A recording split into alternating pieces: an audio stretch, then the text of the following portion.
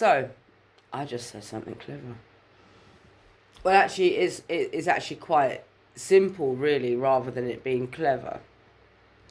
So I wanted to record what I just said. And basically that is, if a psychiatrist or psychologist is sitting down in front of a person that they're meant to be helping or diagnosing, but that psychologist or psychiatrist is not listening to the person that they're meant to be helping, and instead they are using their own thoughts, their own thinking, their own field of view to psychoanalyze a situation.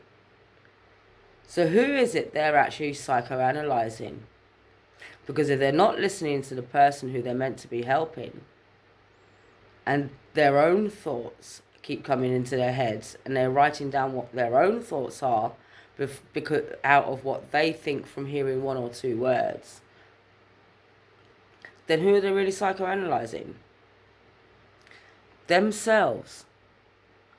Because for a psychiatrist or psychologist to fully psychoanalyze anybody, first and foremost, they have to have the ability to fully listen.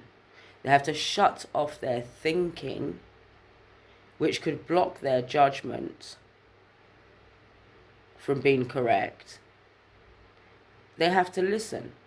Not only do they have to listen over a period of time, because you're not going to learn everything about somebody in 1 or 2 hours of meeting with them at appointments.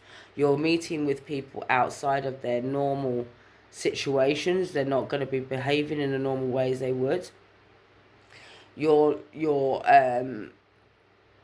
not seeing them in their everyday environment. You're not seeing the sort of things they get up to in their personal life, their interests, their hobbies.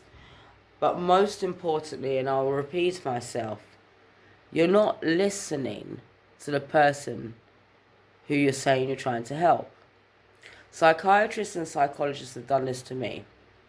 They are more thinking in their head about their own thought processes than actually properly listening to me, word for word.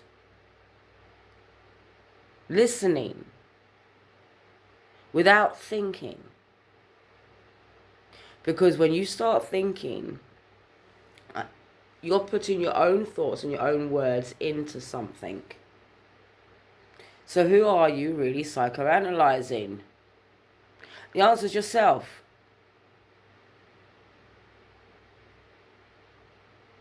Yourself.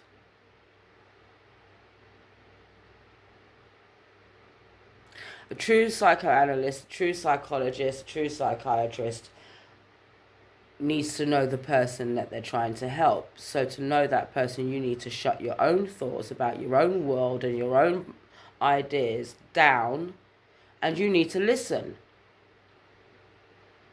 And you don't listen for 10 minutes and then make a judgment. No, because you're still jumping in with your own personality, your own thought processes, and you want to make that judgment because you think what? You're psychoanalyzing yourself. Because what you're putting down in paper in that short time, because you haven't been listening, comes from your own head.